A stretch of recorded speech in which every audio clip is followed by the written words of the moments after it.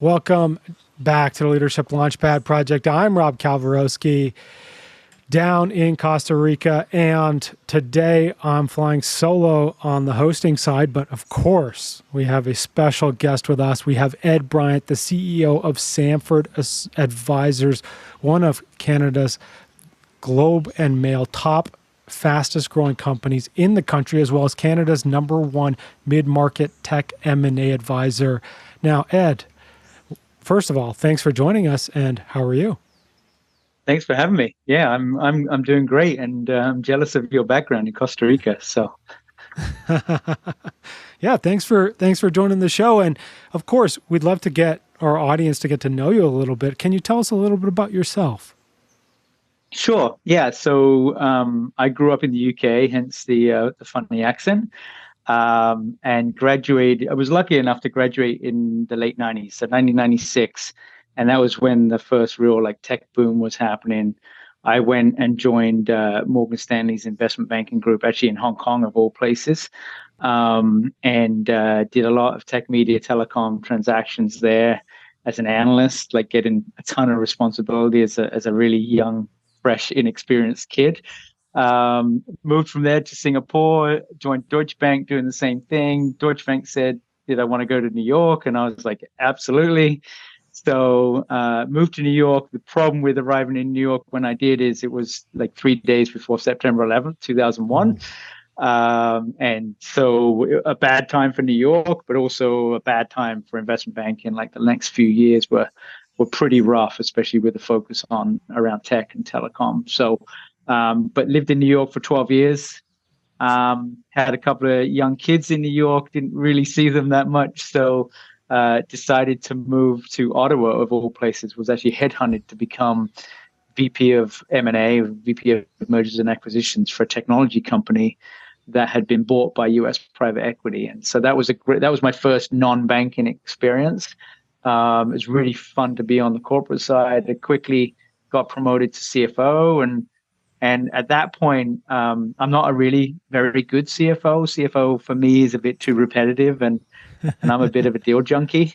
And was starting to think about what do I do next. Didn't want to move back to New York. Didn't want to move to a bigger city. Really liked where we were living, and so saw a gap in the market for what I do, which is mergers and acquisitions. So I set up Sampford Advisors in 2016, and the core mission, and everyone told us if we were crazy at the time, was just do one thing really well: mergers and acquisitions for tech companies. And that's what we've been doing since. And because of that focus, we've quickly become the leader in Canada. We do more transactions than anyone else, more transactions than RBC Investment Banking or any of those sort of folks. So that real narrow focus has really served us well. I love it. And I was going to ask you obviously, as someone who moved away from Ottawa, I was going to ask you what got you back there, but you answered that one. Now, Ed, I do have a question though. Like, obviously, we have a Yep. lot of entrepreneurs and founders that listen to this show. What should they consider when they're thinking about potentially merging or acquiring another company? There's so much to unpack there. I think a lot of time I'll probably focus most applicable for most companies is selling, right? Like selling their company to someone else. And I think consistently what we see is most entrepreneurs are not ready. They're not ready with the company. So the company is not set up the right way so that the company can actually be successful after that leader departs. And they don't, on the finance side in particular, they don't track the right metrics. They don't think about pipeline and all that sort of stuff. All the things that buyers ask, a lot of people are not ready for. I think the other thing, entrepreneurs emotionally are usually not ready to sell their businesses as well. Like their persona and their legacy and everything is tied up with this business. It's like a child almost to them, especially if they've been doing it for a long time. And emotionally selling the business is quite the journey. I call myself a bit of a shrink for entrepreneurs during an M&A process because they're always calling me and I'm always talking them off the ledge or whatever, just saying like this is normal, these feelings that you're experiencing are normal. So I would say it's kind of two things that that emotionally, are you really ready to let go of something that is like a kid to you? And two, are you ready? Is the business ready to actually be acquired? Because a lot of the times it's not. The leader is so interwoven into so many functions that there's no way to get them out once that once the business is sold, and the buyers see that quite readily. So It's funny you say those things. I work a lot with founders and entrepreneurs on exactly those things. And there's a research paper out it talks about the psychology of entrepreneurs and what makes folks successful at raising money and basically going from, their mom's garage to a sustainable kind of small size business is at odds with folks who exit companies successfully. And so, I mean, you see this a lot, I'm sure, is often companies fund and then they turf the leader and install their own leader. But yeah, it's very much of a mindset shift from being the doer to the leader, as well as the exit part you just mentioned.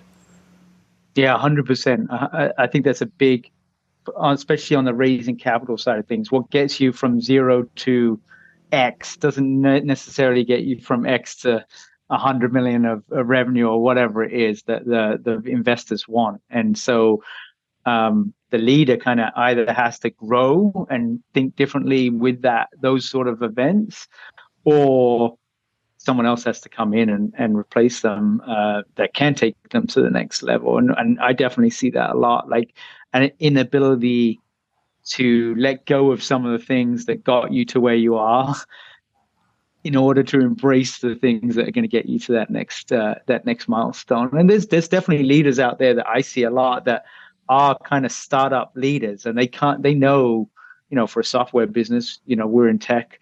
They know that they can get the business to 5 million of revenue, but they know they're not the person to take it from 5 to 50.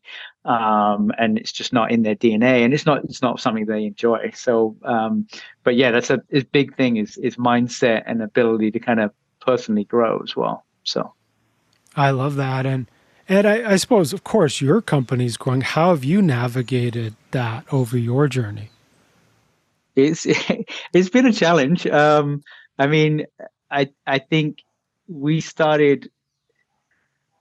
I guess the way I kind of break it down is into different pieces and different, like when I think about we from the start of Sampford, we've used something called Traction or EOS as another kind of planning tool, and it's very helpful for me because you kind of start at a 10-year goal, you work back to a 5-year, a 3-year, a 1 year, and then quarterly like goals that are going to get you there. And I'm very much like that. I'm very much I need things broken down into pieces to be, otherwise I just get stuck a little bit, So having that big long-term picture and then working backwards and then the steps that need to get you there really helped us kind of navigate that. I think the other thing for me is like, we're a small team. We're less than 10 people. It's really empowering the people that we've got on the team, because otherwise I just wouldn't be able to keep up. So it's about hiring the right people, and then really giving them responsibility and pushing them a little bit out of their comfort zone in terms of the responsibility they get, because otherwise I would be doing way too much. But it's a very, when you've got rapid growth, and ours happened really quickly, like, we were around for 2016. We did quite well until 2020, but then COVID really accelerated our business. And it was like just staying on the rocket ship, staying sane, keeping everyone balanced as well, because people get too excited or they get, recently too down. So just like there's so many different pieces to that puzzle. And I've been learning along the way, to be honest, and leaning on other people. I have a coach that I lean on. So there's so many different facets to that, but it's not easy for sure. It's always, the growth is always what we need to be doing as leaders, of course, because you're always learning. It's an incredible journey. And Ed, I want to ask you, like, what's your biggest passion project? It doesn't have to always be work, but at work or at home. I think there's several things for me. One recently is like AI and how do we incorporate that into our business. I feel like that is going to be a real disruptor of everyone, and especially in a service business like ours, where there are certain elements of the job that are very labor intensive, number crunching kind of aspects. And can AI help us do that more efficiently? And if we don't adopt that AI and our competitors do we get left behind and that sort of stuff? So I've been thinking a lot on the business front about AI and how to embrace it, how to do it well, and kind of supplement the team so the team can do more rather than trying to do the same amount of work with less people, if that makes sense, and make their jobs more rewarding as well, right? Because data analysis and that sort of stuff can be pretty mundane. Like, can you incorporate AI to do some of the more mundane stuff so that it frees up time to do the more fun stuff for the team? So I would say on the business front, that's the thing I'm thinking of the most about, and is kind of, I'm a bit of a techie. I love tech. That's why I'm in the industry, and so I love embracing new technology. It was one of the fun things about setting up Sampford was, we had a clean slate. Like, a lot of our competitors have been around a long time. They're using legacy products. We did spend a lot of time thinking about what do we want to use, why do we want to use it, how does it make us better, and so it was kind of an exciting piece of the puzzle as well. On the personal front, I think my passion project is trying to find a bit of balance. This job is quite crazy, and it's very emotionally up and down, which I've always been quite good at, but like just trying to keep, I've got two teenagers, and how do you be an entrepreneur but be present when you're at home and that sort of stuff. So I'm on a bit of a spiritual journey for that, in terms of just keeping my cool and trying to be a good parent and that sort of stuff. But I would say that's my passion project, especially as I've seen on some entrepreneurs, they pour so much into their business and then illness comes, or we had one entrepreneur that we had to sell his business before he passed away, from a terminal illness. So those are sort of wake up calls, to say, like, okay, you can't just pour everything into your business and get stuck, because the business will always suck you in, and whatever you give it, it will always say, I can take more, right? And so I think that's my passion project, that journey of just kind of discovery of how do I do both things as well as I can. That's a common challenge. I mean, that's a common challenge with even folks that we work in corporate.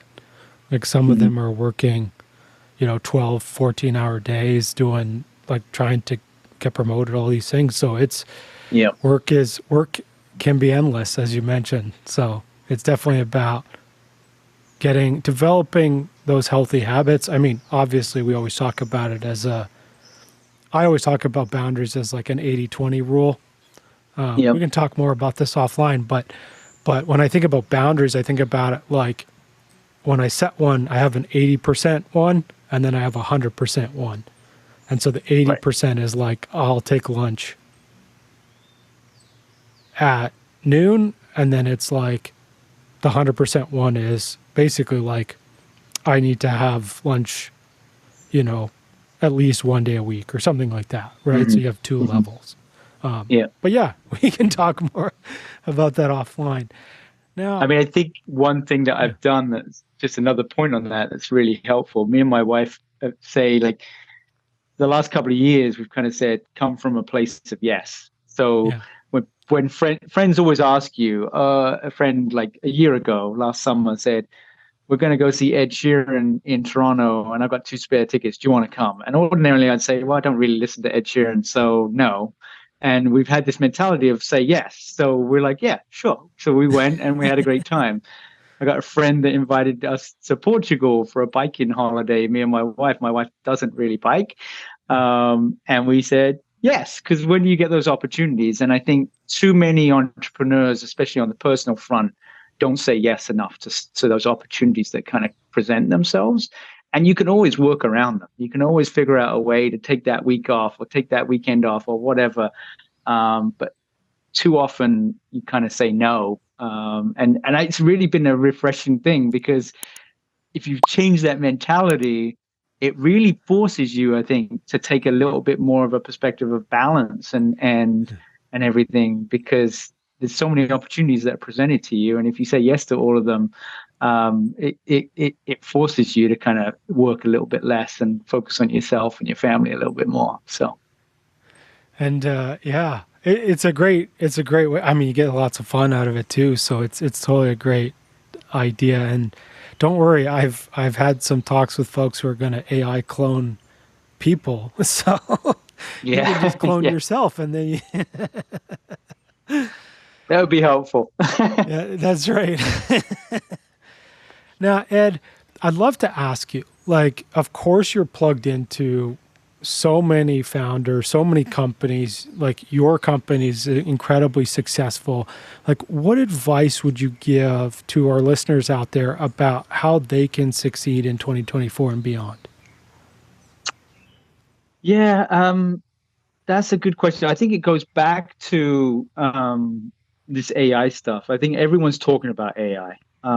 I've always believed since I started Sampford and for many years that tech is going to disrupt a lot of things. And I think that disruption from tech is only going to continue to accelerate over the next few years. And I think with AI, the pace of that disruption is going to get completely, like, it's going to be completely crazy in terms of how fast it can happen. So it's a very narrow lens for me because I'm so tech focused and I talk to tech entrepreneurs all the time, and I'm excited about that. But I think there's going to be such amount of disruption across all industries, not just tech, that you kind of have to embrace. And if you don't embrace it, your competitors will, and ultimately that will cause a lot of disruption to your business. So I think it's really focusing about how can AI and tech make your business and your team work smarter, work faster,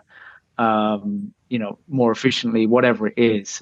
So I think that's going to be the trend that kind of occupies a lot of things. A lot of the people I talk to in tech and out of tech are all talking about AI right now and how Yeah. can they deploy it in their business. I know someone that runs a non-tech company that has pretty much automated all of their finance and invoicing workflows with AI. So they had trouble filling a $100,000 finance position, and they've replaced it with a few different pieces of software, and someone with 20% of their role focused on just kind of making sure it runs smoothly. So I think for me, every leader should be thinking about that, even if you're in construction or even if you're in retail or whatever it might be. It's going to be a lot of changes from that over the next 5 years, and you can either embrace it and embrace the change and be at the front of it, or be dragged kicking and screaming because your competitors are moving quicker than you. So Yeah, I mean, I would love to ask you, like, of course, obviously, I don't want you to disclose anything that is not on the up and up, but have you met any companies or, like, obviously founders or whatever that are doing something like really innovative or creative on the AI side that maybe you could tell us about? I would say it's less about them founders developing their own AI, because I think AI is exceptionally expensive. So like the way I see AI going, and I hope we're not taking you on too much of a tangent, but the way I see AI going is that it's going to be, these large language models are really expensive. The compute is really expensive. The teams that you need to build them are really expensive and train them, etc. So I think those big models are going to live with 5 companies like Mhm. Google, Meta, OpenAI, Microsoft, etc. Right? And so, but what we see a lot is a lot of people are using AI and using those models. So, you can obviously plug into those models to do your own thing. And so a lot of software companies are definitely using that to fill particular niches. And I think what we're seeing, because AI brings down the barriers to build a software company, it makes it a lot easier to build a software company. So we're seeing very niche software. So I like, you know, if you look at Salesforce, for example, Salesforce has dominated customer relationship management software for many years.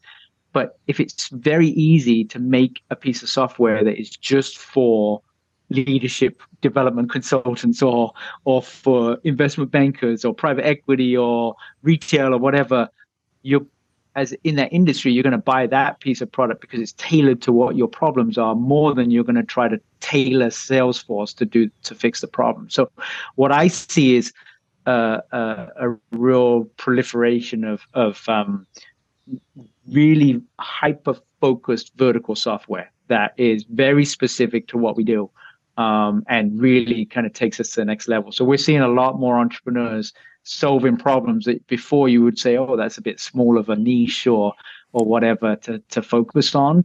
They're being hyper-focused about that, and they're winning because they are so laser-focused on it. So I think that's the kind of exciting piece is especially within software and tech, is embracing those big tools that are out there and putting them into your business rather than trying to build another AI model, if that makes sense.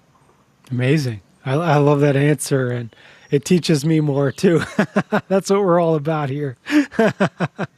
Yeah. Now, Ed, I'd love to ask you, like, of course, yeah, our audience, we have a bunch of entrepreneurs. Now, can you tell us a little bit about Sampford and how can our listeners find you or check you out or support you?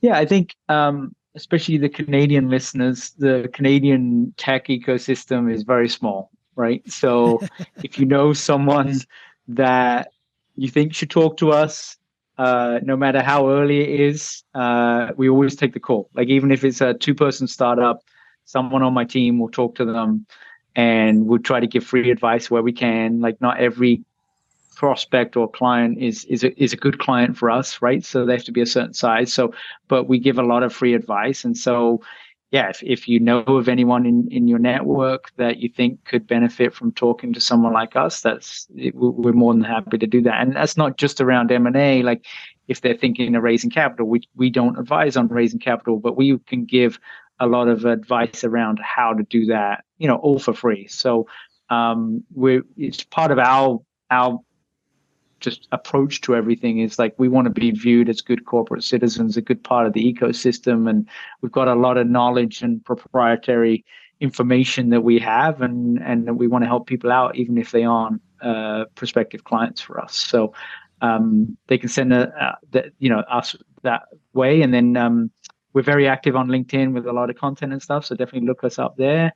So yeah, I think that would be the best way to kind of interact with us. So.